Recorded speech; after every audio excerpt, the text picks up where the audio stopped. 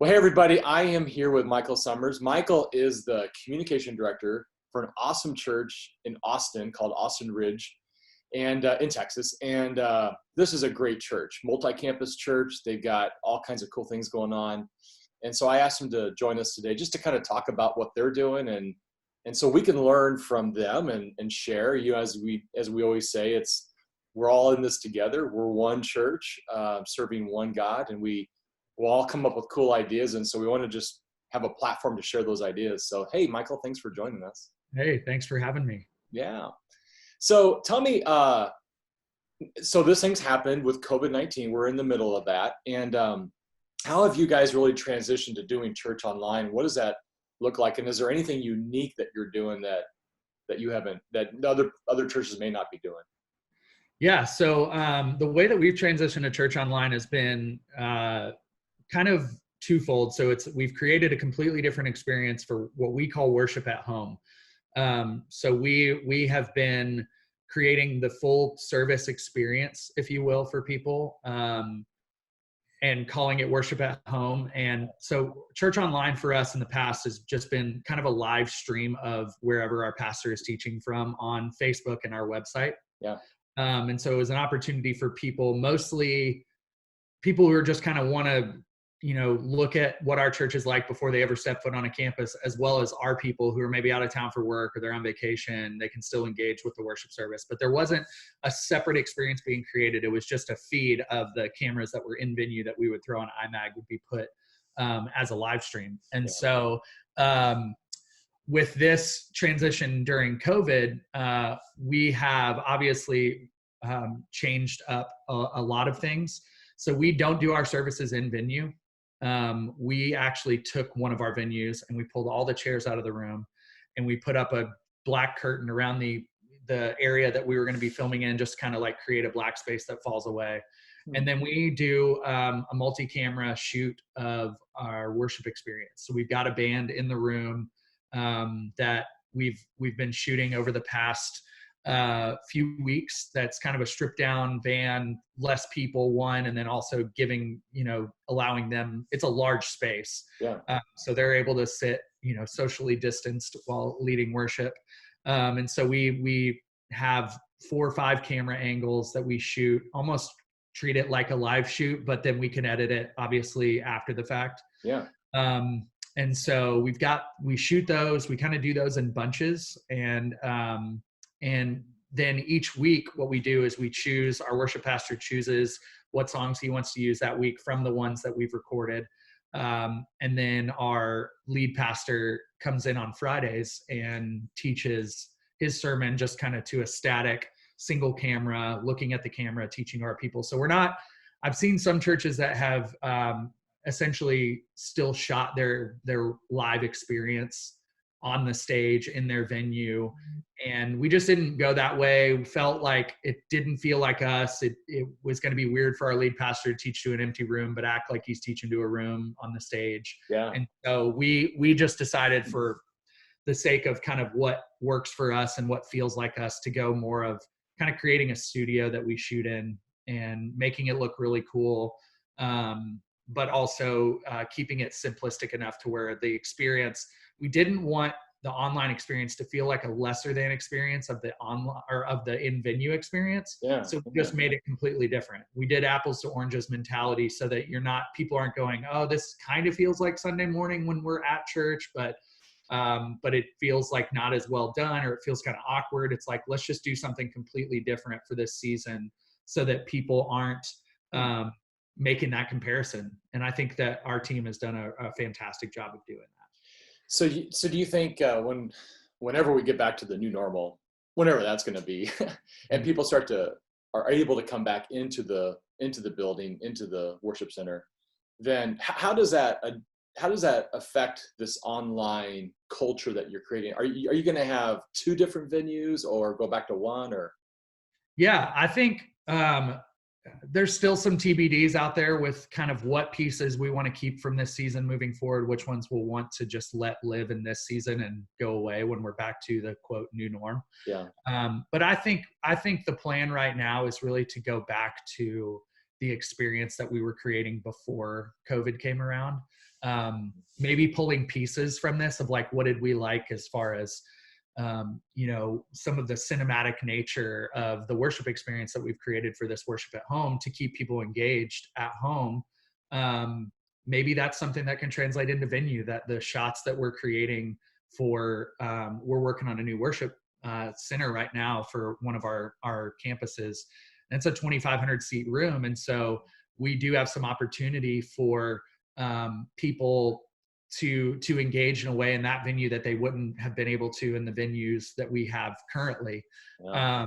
And so, just kind of trying to look at it. I think we'll get to a place where we kind of evaluate, hey, what pieces do we want to keep and what pieces do we want to let fall away after this season is wrapped up? But we haven't really determined any of that yet. What we've been focusing on is what's the best experience that we can create for people while they're worshiping at home, that's engaging, that feels like us. Our church has always been about, from a Sunday experience standpoint, we want people to, and from a church-wide standpoint, but specifically, our Sunday experience has always been really simple. We want to worship together, and we want to have clear teaching of God's word. And so we don't have a lot of other stuff. We tell stories occasionally. We have obviously other elements like communion and pieces like that, that we do on an occasional basis. Baptisms, that's another thing. Is like, if we're in this thing for a while, what does it look like for us to do baptisms during online church world? Yeah. Still questions to be answered, but for right now, what we've been focusing on is those two main things of worshiping together and teaching God's word. And so how do we do that in an engaging way that connects to people when they're sitting in their living rooms in a way that they wouldn't necessarily connect with just recreating the Sunday experience and putting it on their TV? Right. And so, I hope that answers your question. Yeah, it does. Yeah. And so, in this kind of new era, and even before this, and certainly after this COVID thing, you talk about, obviously one of the main front doors, it's the only front door now, is your online experience. So gaining online traffic is it's always been super important. Now it's even more important. But when you think about where you go from here, do you have any kind of a strategy for how you want to continue to increase your online traffic and continue that, to deepen that engagement with people that don't go to your church? Yeah. So I think a lot of what we've already been doing of just kind of having these strategic engagement points for people to find us online. That's a big one. I think people are going to be searching for churches online that wouldn't necessarily be there. So just that foundation of, honestly, what we've been doing with you guys of just our searchability and increasing that and improving that. I think people are going to be searching in a way that they may not have if life were normal and they were busied by the things of life that they don't have right now. So maybe on a Sunday morning, they Google churches near me and things like that. So I think continuing to do that. And then also from a user standpoint, I think the biggest one for us is because it is that front door experience, it may not have always been the front door experience from a web standpoint for us. So we've also made it to where on Sundays, when you come to our website, the first thing you're going to see is the online worship experience. Whereas before, it wasn't necessarily the front door, because our website was really designed for people connecting, yes, to a Sunday morning, to come on Sunday mornings, but also for discipleship, for growth, for small groups, students and kids ministry, things like that. And we still want those pieces happening. But because our front door experience has really come in and focused on this online worship experience, that's what we want people to immediately be able to access really easily. Yeah. So adjusting your homepage to be all about your online experience in this season is pretty important. Yeah. So go ahead. Yeah. We just we'll utilize things like social media to really push that. We have kind of a general flow of social media and what it looks like throughout the week. We've adjusted that a little bit to just remind people the way that we're not doing a true live stream. So we pre-record and then we post a video on Sunday. We tell people it's going to be posted by 8 a.m. on Sunday mornings. And so they can watch at any point. We've just hosted on Vimeo. We embedded it into our site. And so what's been really cool to see is like when people are watching, there's some people that'll get there right at 8 And we also send out an email to our entire listserv on Sunday morning saying, hey, worship at home is live. Check it out today. We have kids and students resources on our worship at home page that parents can have worship experiences for their kids as well. So we've got preschool, elementary, preteen, and student resources that they can engage with. So it's not just this church service that we're creating and it's like figure out what to do with your kids. There's actually, in the same way that we created kids worship experiences at our campuses, we're doing that online as well. So there's video content, parent guides, different activities and worship songs that they can engage with. So our kids ministry has done a fantastic job creating those resources as well. But we tried to kind of, knowing that this is not a true live stream, but it's a resource that people can engage with both all day on Sunday, but also throughout the week until we post the next one next week, is utilize social media to keep our people engaged if they weren't able to do it on Sunday, reminding them on Monday that it's still there and they can still check it out and things like that. Yeah. So when I look at in most cases, most families, the stat is that I think most families come to church like 1.5 times a month, right? They show up, not every week. Some do, but there's a lot that don't. And and when you think about that, when they do show up, you get them for about an hour and a half, and then you may not see them for a couple of weeks. Yeah. Well, it seems like online traffic is just up and to the right, and so it's very likely because of this COVID thing, you're getting in front of people more often. You're maybe even getting in front of them every Sunday and perhaps during the week. So it almost presents this opportunity to increase the engagement of your people than if the things were back to normal. Yeah, for sure. Yeah, we've definitely seen an increase in numbers from our general Sunday attendance at our 3 campuses was probably somewhere around 3,000 to 3,500 adults on a given Sunday. We have a 9 o'clock and 11 o'clock services on 3 campuses. So over the course of those 6 services, there's about 3,000 adults. Yeah. And we've been seeing numbers upwards of 6,000, 7,000 views of our online worship experience. And so, just encouraged by that opportunity to engage with people who we would never engage with.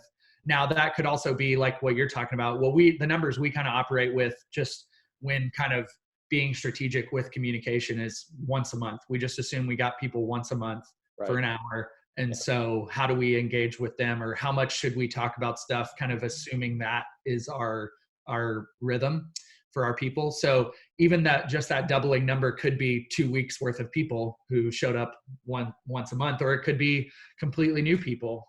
Because we utilize Vimeo, we don't have all the analytics of people who are in our database and who are not, but we're just kind of assuming there are hundreds, if not thousands, of people that we're engaging with on Sundays that we wouldn't typically have. And so how are we trying to, one, engage them with that Sunday experience, but also give them points to chat with a pastor, to fill out an online connect card, because there's still ways to connect to our ministries even in this season. That's what all of our pastors have been working on, is they're going, okay, all my events have been canceled, all my Bible studies have been canceled, but how do we recreate things online? How are we utilizing Zoom? How are we utilizing online resources for people to make sure that our people are continuing to be discipled, continuing to grow in their faith, continuing to serve even. We've got a COVID response page that people can go to if they need assistance, if they've lost a job and they need money or help or groceries, but then also a place for people who are looking for ways to serve during this, knowing that some of those tangible service opportunities that we have with our ministry partners that are throughout our city, they are also recreating experiences or opportunities for people to serve with them. And so we just want to keep that in front of our people.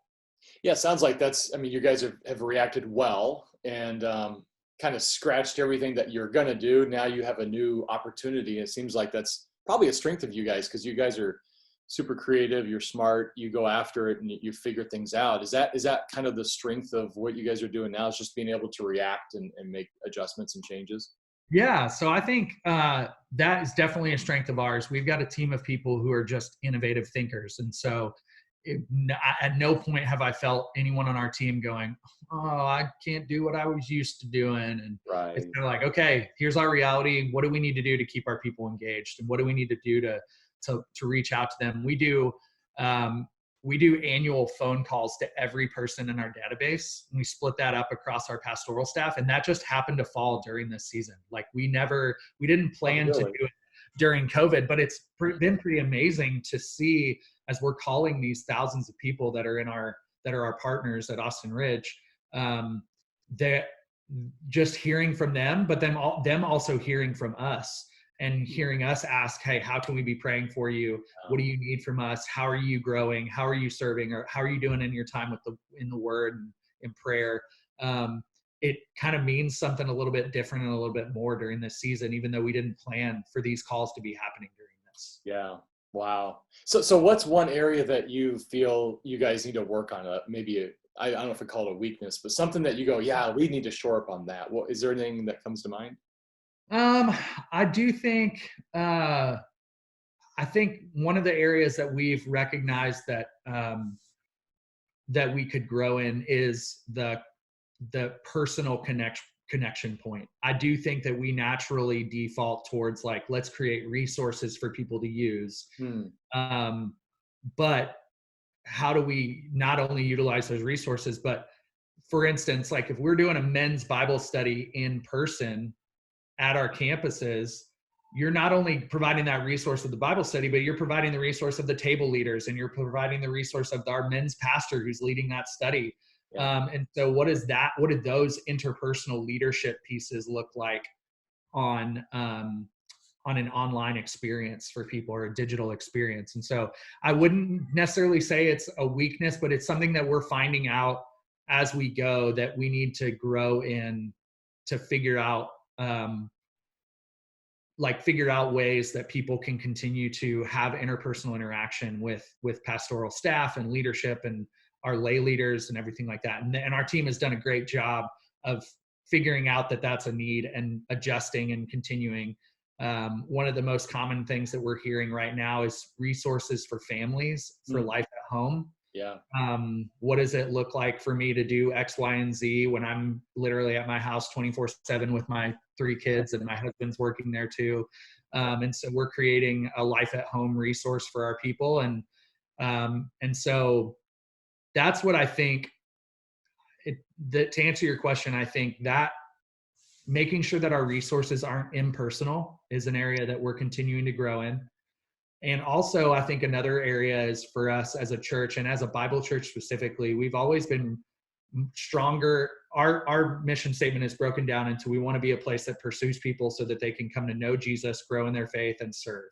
Yeah. And so we've always been really strong at the grow. Bible churches typically navigate towards grow of like knowledge and growing in their faith. And then the serve aspect, our team has done a really good job of creating local and global service opportunities for our people. The know has always been one that's kind of like, we're here and we obviously want people to know the Lord, but we aren't necessarily a super heavy like seeker church, if you will. And so our staff team is constantly reminded by our leadership of like, don't forget about people who are disengaged with the church during this time. Like, how are we trying to reach people, not just the people who are already within our fold, but people who are maybe asking questions about faith and about God that they never would have asked before, but they're asking it right now. How are we engaging with them?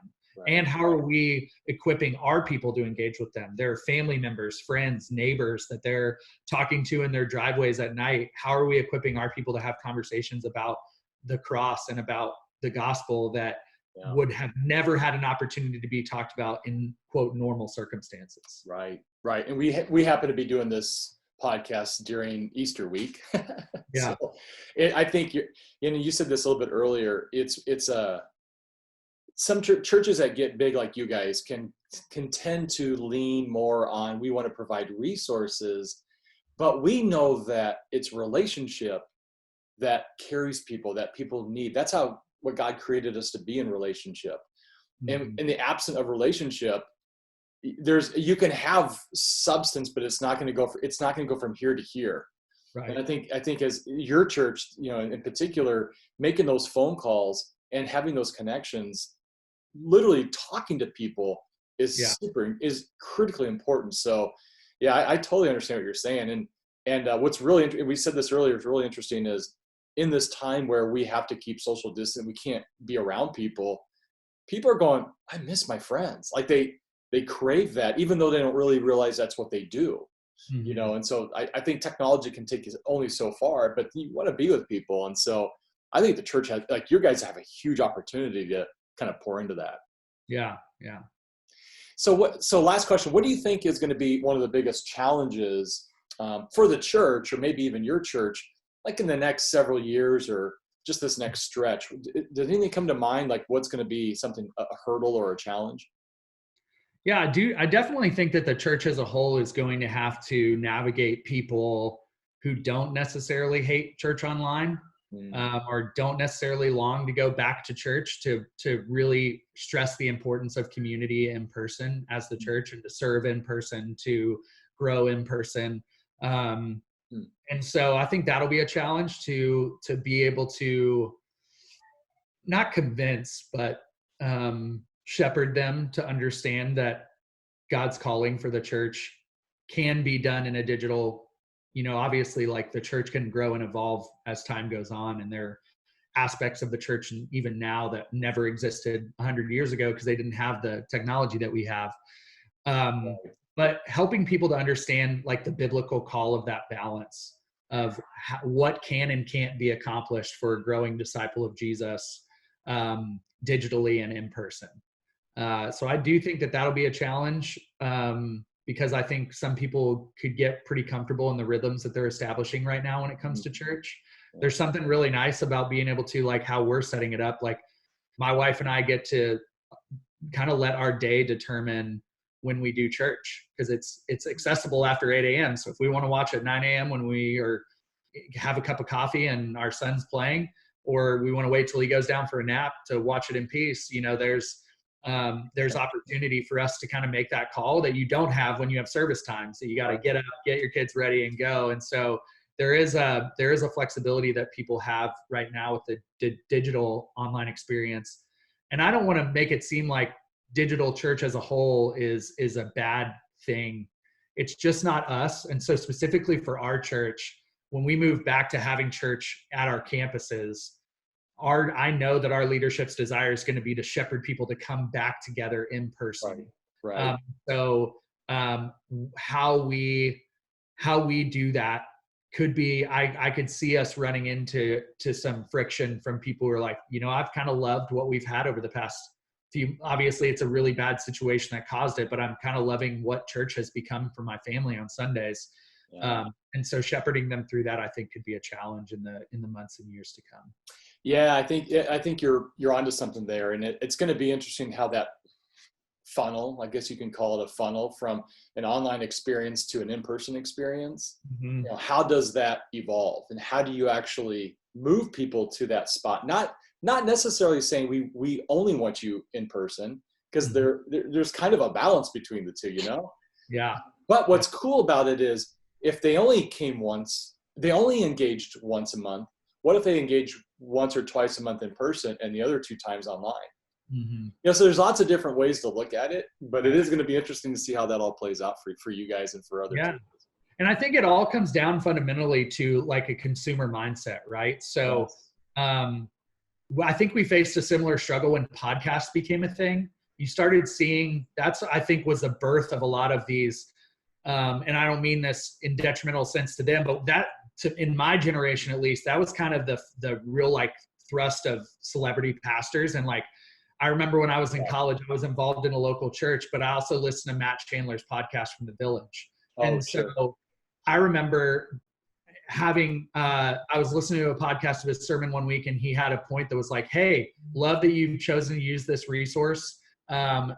I don't want you to let this podcast be your church, because you're not living the biblical church by listening to a podcast. And I think in a similar sense, people could make church digital replace the in-person church experience, and not because digital is bad, but because there are some requirements, if you will, from the Lord as far as what the church is supposed to be. So if I'm watching church online every week and I'm not in community, I'm not growing. I might be growing, but I'm not living in accountability and community. I'm probably not giving. Maybe I am. I'm probably not serving anywhere. So there's these aspects of like a discipling disciple that aren't really lived out in the digital experience, at least in our context. I know that some churches have really focused on like, okay, how do we recreate those experiences for people? Right. How are we pushing people who are doing online church to give, to serve, to find community and accountability, those kinds of things. But for our context specifically, we don't have those aspects in the digital experience. And so I do think a lot of it comes back around to how do we fight against this mentality of like church is for me versus I am a part of the church for the world, for the sake of the gospel. Right. Yeah. Yep. Well said. Well said. Well, hey, thank you so much for joining us, Michael. I appreciate your time and your insight and thoughts on how we can get better as a church. So I appreciate it. Thanks, bud. Yeah, absolutely. Thank you. All right, we'll talk to you soon. All right.